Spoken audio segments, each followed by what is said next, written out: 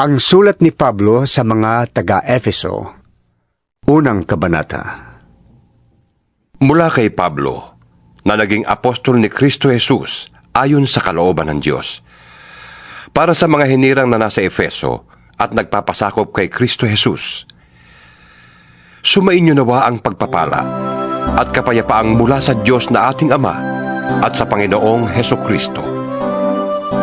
Purihin ang Diyos at Ama ng ating Panginoong Hesukristo.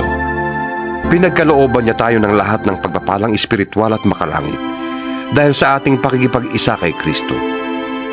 Bago palikhain ang sanlibutan, ay hinirang na niya tayo upang maging Kanya sa pamamagitan ng ating pakikipag-isa kay Kristo, upang tayo'y maging banal at walang kapintasan sa harap niya.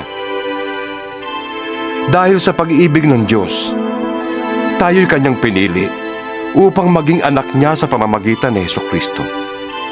Iyan ang Kanyang layunin at kalooban. Purihin natin Siya dahil sa Kanyang kahangahangang pagkalinga sa atin sa pamamagitan ng Kanyang minamahal na anak. Tinubos tayo ni Kristo sa pamamagitan ng Kanyang dugo, at sa gayon ay pinatawad na ang ating mga kasalanan. Ganoong kadakila ang kagandahang loob na ibinigay niya sa atin. Sa pamamagitan ng Kanyang karunungan at kaalaman, ipinaunawa sa atin ng Diyos ang Kanyang lihim na layunin na isa sa katuparan sa pamamagitan ni Kristo pagdating ng takdang panahon. Ang layunin niyang ito ay pag-isahin ang lahat ng nilikha sa langit at sa lupa, at si Kristo ang Pangulo. Dahil kay Kristo, kami naging bayan ng Diyos na siyang nagsagawa ng lahat ng bagay ayon sa Kanyang layunin at kalooban. Kami hinirang niya noong panguna para sa Kanyang ikararangal. Kaming mga unang umasa sa Kanya. Kayo man ay naging bayan ng Diyos matapos ninyong marinig ang salita ng katotohanan, ang magandang balita na nagdudulot ng kaligtasan. Sumampalataya kayo kay Kristo, kaya't ipinagkaloob sa inyo ang Espiritu Santo na ipinangako ng Diyos bilang tatak ng pagkahirang sa inyo. Ang Espiritu ang katibayan na makakamit natin ang mga pangako ng Diyos sa atin, hanggang kamtan natin ang lubos na kaligtasan.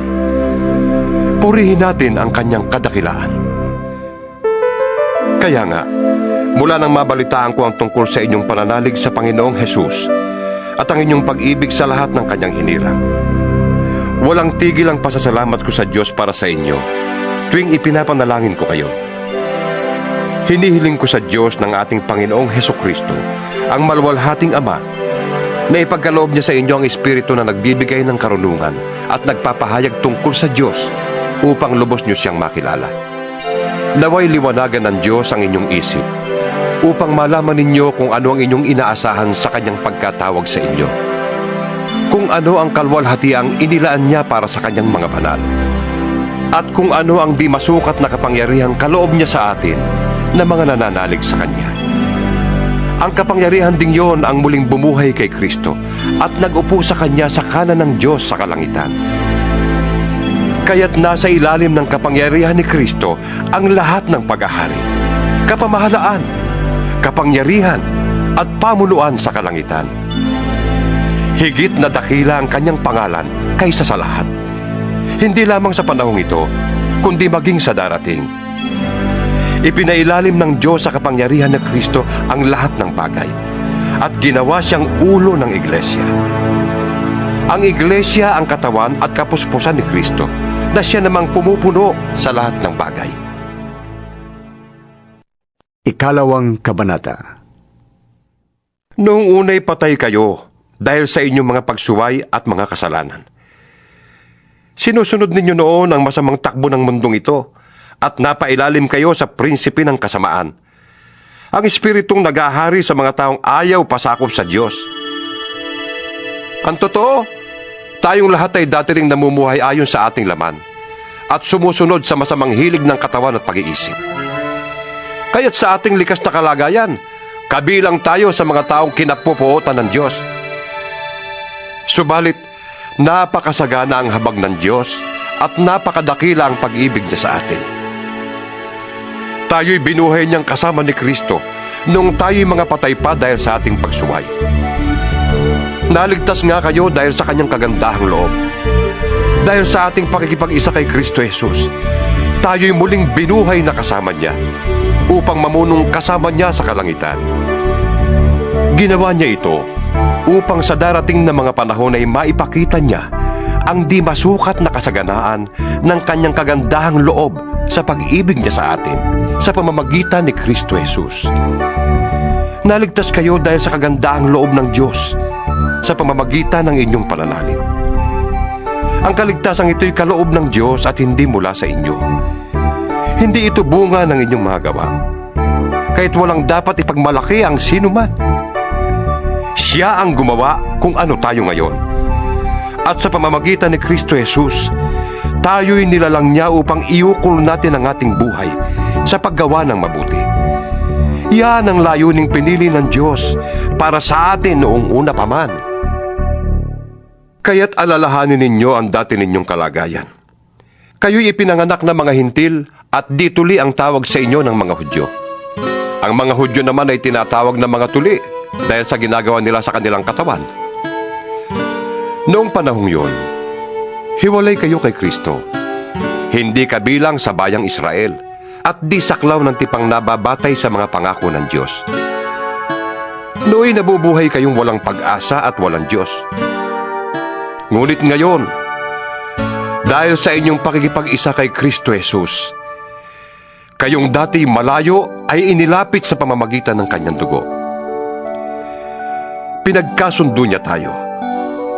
Ang mga Hudyo at ang mga hintil ay kanyang pinag-isa.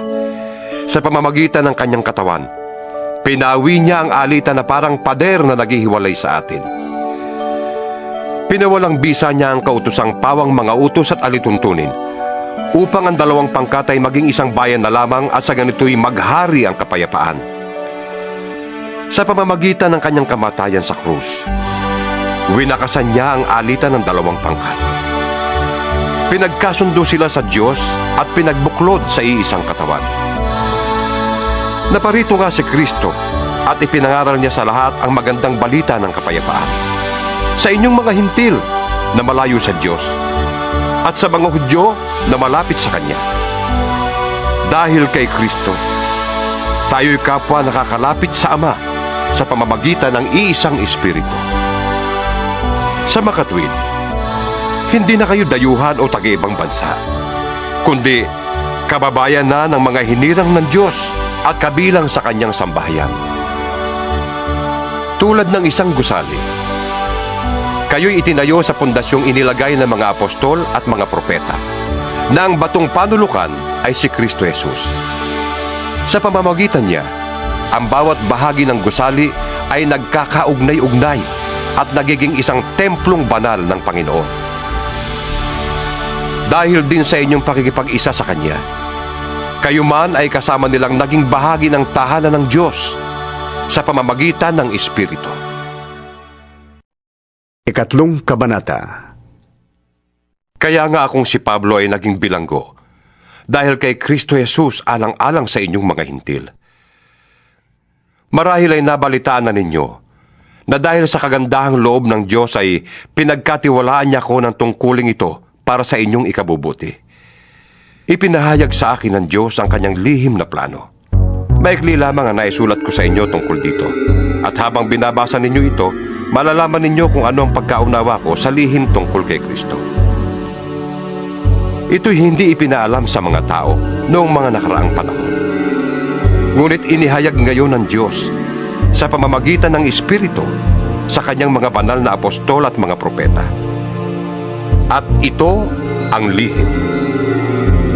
Sa pamamagitan ng magandang balita, ang mga hintil ay may bahagi rin sa mga pagpapala ng Diyos, tulad ng mga Hudyo. Kabilang din sila sa iisang katawan at may bahagi sa pangako ng Diyos dahil kay Kristo Jesus. Sa kagandahang loob ng Diyos, ako'y ginawa niyang tagapangaral na magandang balita. Ang tungkuling ito'y ibinigay niya sa akin sa pamamagitan ng kanyang kapangyarihan. Ako ang pinakahamak sa mga hinirang ng Diyos.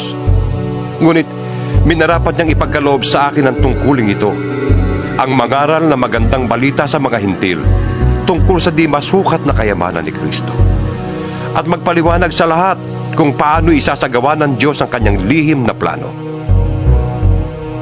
Sa mga nakaraang panahon, ay inilihim ito ng Diyos na lumikha ng lahat ng bagay. Ginawa niya ito upang sa pamamagitan ng Iglesia ay maipakilala ngayon sa mga pinuno at mga may kapangyarihan sa sangkalangitan ang walang hanggang karunungan ng Diyos na nahahayag sa iba't ibang paraan. Ito'y alinsunod sa kanyang layunin bago pa man likhain ang sanlibutan. Tinupad niya ang layunin ito sa pamamagitan ni Kristo Jesus na ating Panginoon. Dahil sa ating pakikipag-isa at pananalig sa Kanya, makakalapit tayo sa Diyos ng may pagtitiwala at panatagang loob. Kaya't hinihiling ko sa inyo na huwag kayong masisiraan ng loob dahil sa mga kahirapang tinitiis ko alang-alang sa inyo, sapagkat ito'y para sa inyong ikararangal. Dahil dito, ako'y lumuluhod sa Ama na siyang pinagmula ng bawat sambahayan sa langit at sa lupa. Idinadalangin ko na palakasin niya ang inyong buhay espiritual ayon sa kanyang kayamanan at kadakilaan sa pamamagitan ng kanyang espiritu. Naway manatili si Kristo sa inyong mga puso sa pamamagitan ng inyong pananalig sa Kanya. Dalangin ko na ang lahat ng inyong gawain ay nag-uugat sa pag-ibig upang maunawaan ninyo kasama ng mga hinirang ng Diyos kung gaano kalawak, kahaba, kataas, at kalalim ang kanyang pag-ibig. At naway malaman ninyo ang pag-ibig ni Kristo na hindi kayang abutin ng pag-iisip upang kayo'y lubos na matulad sa Diyos. Sa Kanya na makakagawa ng higit pa kaysa maaari nating hilingin at isipin. Sa pamamagitan ng kanyang kapangyarihang nag-ahari sa atin. Sa Kanya ang kalwalhatian sa pamamagitan ng Iglesia at ni Kristo Jesus magpakailanman. Amen. Ika-4 na kabanata. Kaya't ako na isang bilanggo dahil sa Panginoon ay nakikiusap sa inyo na mamuhay kayo gaya ng nararapat sa mga tinawag ng Diyos. Kayo'y maging mapagpakumbaba, malumanay at matyaga. Magmahalang kayo at magpasensya sa isa't isa. Sikapin ninyong mapanatili ang pagkakaisa na kaloob ng Espiritu sa pamamagitan ng pamumuhay sa kapayapaan bilang magkakapatid. Iisa lamang ang katawan. Iisa rin ang Espiritu. Tayo ay tinawag din sa iisang pag-asa. Tayo'y may iisang Panginoon lamang. Iisang pananampalataya at iisang bautismo. Iisang Diyos at Ama nating lahat. Siya ay higit sa lahat. Kumikilo sa lahat at nananatili sa lahat. Ang bawat isa sa atin nakatanggap ng tanging kaloob ayon sa sukat na ibinigay ni Kristo. Ganito ang sinasabi ng kasulatan. Nang umakyat siya sa kalangitan, nagdala siya ng maraming bihag at nagbigay ng mga kaloob sa mga tao. Ano ang ibig sabihin ng umakyat siya? Ang ibig sabihin niya ay bumaba muna siya sa lupa. Ang bumaba ay siya rin namang umakyat sa kataas-taasan ng kalangitan upang mapuno ng kanyang presensya ang lahat ng nilikha. At binigyan niya ang ilan ng kaloob upang maging mga apostol. Ang iba na may mga propeta, ang iba'y ibanghilista, at ang iba'y pastor at guro. Ginawa niya ito upang ihanda sa paglilingkod ang lahat ng hinirang para sa ikatitibay ng kanyang iglesia hanggang makamta natin ang iisang pananampalataya at pagkakilala sa anak ng Diyos at maging ganap ang ating pagkatao ayon sa pagiging ganap ni Kristo. Hindi na tayo magiging tulad sa mga batang madaling matangay ng sari-saring aral. Hindi na tayo maililigaw ng mga taong ang hangad ay dalhin tayo sa kamalian sa pamamagitan ng kanilang katusuhan at panlilinlang. Sa halip, sa pamamagitan ng pagsasalita ng katotohanan sa diwa ng pag-ibig, tayo'y dapat na maging lubos na katulad ni Kristo na siyang ulo nating lahat. Sa pamamagitan niya, ang mga bahaging pinag-ugnay-ugnay ng kasukasuan ay magiging isang katawan. At kung maayos na gumaganap ng tungkulin ng bawat bahagi, ang buong katawan ay lalaki at lalakas sa pamamagitan ng pag-ibig. Sa ngalan ng Panginoon, ito ang sinasabi ko sa inyo. Huwag na kayong mamuhay na gaya ng mga walang pananampalataya sa Diyos. Walang kabuluhan ang kanilang iniisip at wala silang pangunawa. Dahil sa kanilang kamangmangan at katigasan ng ulo, wala silang bahagi sa buhay na kaloob ng Diyos. Sila'y naging alipin ng kahalayan at wala ng kahihiyan, konti man lang. Wala silang inaatupag kundi pawang kalaswaan. Hindi ganyan ang natutuhan ninyo tungkol kay Kristo.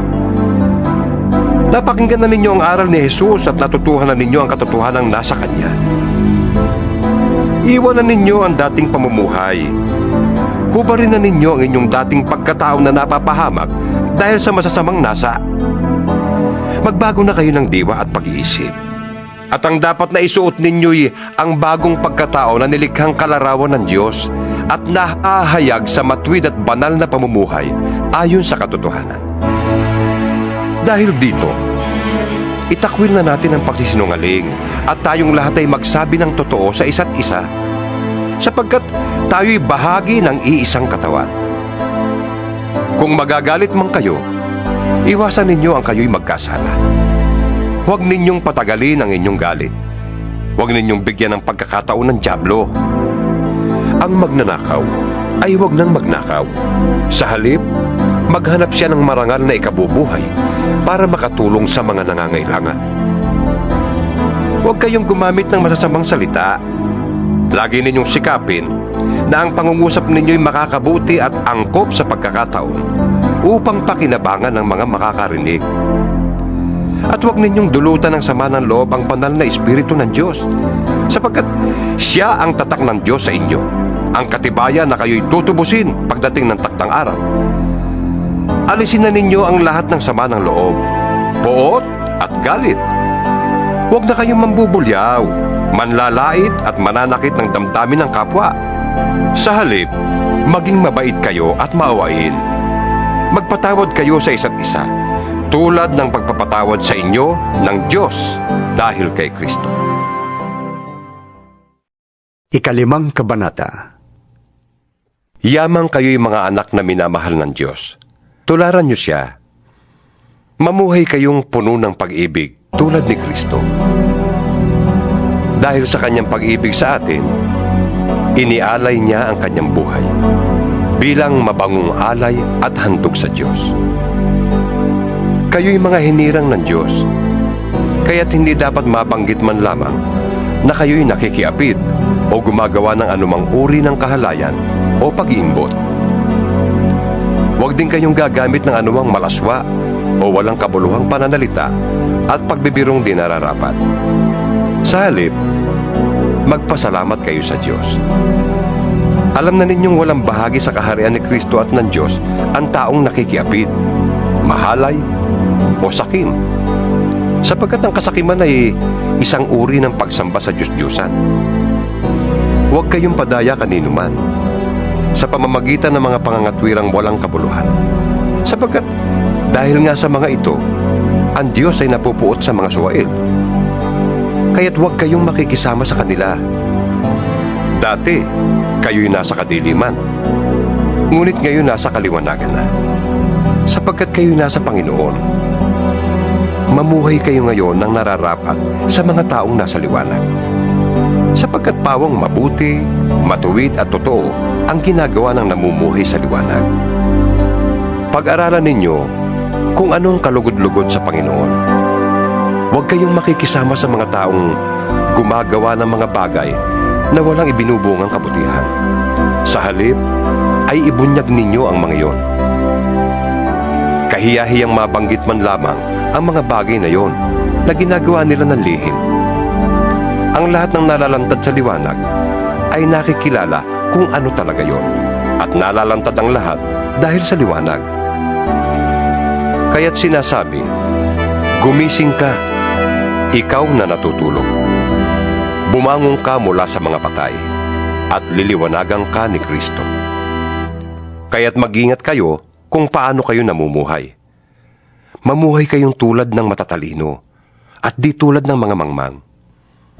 Samantalahin ninyo ang bawat pagkakataon na kayo'y makagawa ng mabuti, sapagkat punong-puno ng kasamaan ang daigdig ngayon.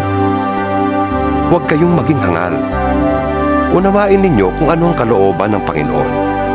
Huwag kayong maglalasing, sapagkat mauuwi yan sa magulong pamumuhay.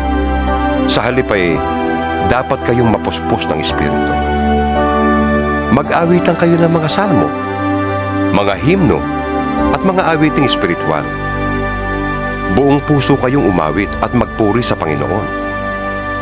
Lagi kayong magpasalamat sa Diyos na ating Ama dahil sa lahat ng bagay, sa pangalan ng ating Panginoong Hesukristo. Pasakop kayo sa isa't isa bilang tanda ng inyong paggalang kay Kristo. Mga babae, pasakop kayo sa inyong asawa, tulad ng pagpapasakop ninyo sa Panginoon. Sapagkat ang lalaki ang ulo ng kanyang asawa, tulad ni Kristo na siyang ulo ng iglesia na kanyang katawan at siyang tagapagligtas nito. Kung paanong nasasakop ni Kristo ang iglesia, gayon din naman, ang mga babae ay dapat pasakop ng lubusan sa kanilang asawa. Mga lalaki, ibigin ninyo ang inyong asawa na gaya ng pag-ibig ni Kristo sa iglesia. Inihandog niya ang kanyang buhay para sa iglesia upang ialay ito sa Diyos, matapos linisin sa pamamagitan ng tubig at ng salita. Ginawa niya ito upang ang iglesia ay maiharap niya sa kanyang sarili na maganda, banal, walang kapintasan, batik o kulubot man. Gayon din naman, dapat mahalin ng mga lalaki ang kanilang asawa tulad ng sarili nilang katawan. Ang lalaking nagmamahal sa kanyang asawa ay nagmamahal sa kanyang sarili. Walang taong namumuhi sa sarili niyang katawan. Sa halip, ito'y pinapakain at inaalagaan, tulad ng ginagawa ni Kristo sa iglesia. Tayo nga'y mga bahagi ng kanyang katawan, gaya ng sinasabi sa kasulatan. Iiwan ng lalaki ang kanyang ama't ina, at magsasama sila ng kanyang asawa, at sila'y magiging isa. Isang malalim na katotohanan ang inihahayag nito. At para sa akin, ang tinutukoy nito ay ang kaugnayan ni Kristo sa iglesia. Kaya't kayong mga lalaki, mahalin ninyo ang inyong asawa gaya ng inyong sarili. Mga babae, igalang naman ninyo ang inyong asawa. Ika-6 na kabanata. Mga anak, sundin ninyo ang inyong mga magulang, alang-alang sa Panginoon, sapagkat ito ang nararapat. Igalang mo ang iyong ama at ina. Ito ang unang utos na may kalakip na pangako. Ikaw ay giginhawa at hahaba ang iyong buhay sa lupa. Mga magulang, huwag ninyong itulak na magalit sa inyo ang inyong mga anak. Sa halip, palakihin niyo sila ayon sa disiplina at turo ng Panginoon. Mga alipin, sundin ninyo ang inyong mga amo dito sa lupa ng may buong paggalang, takot at katapatan, na parang si Kristo ang inyong pinaglilingkuran. Gawin ninyo yan, may nakakakita man o wala, hindi upang mapuri ng mga tao, kundi dahil sa kayo'y mga lingkod ni Kristo at kusang loob na sumusunod sa kalooban ng Diyos. Maglingkod kayo ng masaya ang kalooban na parang sa Panginoon kayo naglilingkod at hindi sa tao. Sapagkat alam ninyong gagantimpalaan ng Panginoon ang bawat mabuting gawa ninuman, maging alipin o malaya. Mga amo, maging mabuti kayo sa inyong mga alipin at huwag silang pagbabantaan. Huwag ninyong kalilimutan na kayo'y parehong alipin ng iisang Panginoon na nasa langit at hindi nagtatangi kanino man. Bilang pagwawakas, magpakatibay kayo sa lakas na galing sa Panginoon at sa kanyang dakilang kapangyarihan. Gamitin ninyo ang lahat ng kagamitan at sandatang kaloob ng Diyos upang mapaglabanan ninyo ang mga pakana ng dyablo. Sapagkat hindi sa tao tayo nakikipaglaban, kundi sa mga pinuno, mga may kapangyarihan, at sa mga tagapamahala ng kadilimang umiiral sa sanlibutan ito, ang mga hukbong espiritual ng kasamaan sa himpapawid. Kaya't isuot ninyo ang kasuotang pandigma na mula sa Diyos. Sa gayon, makakalaban kayo kapag dumating ang masamang araw na sumalakay ang kaaway, upang pagkatapos ng labanan ay matatag pa rin kayong nakatayo. Kaya't maging handa kayo, ibigkis sa inyong baywang ang pamigkis ng katotohanan, at itakip sa dibdib ang panangga ng pagkamatuwid. Isuot ninyo ang sandalyas ng pagiging handa sa pangangaral ng magandang balita tungkol sa kapayapaan. Lagi ninyong gawing kalasag ang pananampalataya na siyang papatay sa lahat ng nagliliyab na palaso ng dyablo. Isuot ninyo ang helmet ng kaligtasan at gamitin ang tabak ng Espiritu na walang iba kundi ang salita ng Diyos. Ang lahat ng ito'y gawin ninyo na may panalangin at pagsamo. Manalangin kayo sa lahat ng pagkakataon, sa patnubay ng Espiritu. Lagi kayong maging handa at patuloy na ipanalangin ang lahat ng hinirang ng Diyos. Ipanalangin din ninyong ako'y pagkalooban ng wastong pananalita upang buong tapang kong maipahayag ang hiwaga ng magandang balitang ito. Dahil sa magandang balitang ito, ako'y sinugo at ngayon nakabilanggo. Kaya't ipanalangin ninyong maipahayag ko ito ng buong tapang gaya ng nararapat. Si Tikwico na mahal nating kapatid at tapat na lingkod ng Panginoon ang magbabalita sa inyo ng lahat ng bagay tungkol sa aking kalagayan at ginagawa. Kaya't sinusugo ko siya sa inyo upang malaman ninyo ang aming kalagayan at upang palakasin ang inyong loob. Naway ipagkaloob ng Diyos Ama at ng Panginoong Hesukristo sa lahat ng mga kapatid ang kapayapaan at ang pag-ibig na kalakip ng pananampalataya. Ang pagpapala ng Diyos ay sumainyong lahat. Sa inyo na umiibig ng walang mali sa ating Panginoong Hesukristo.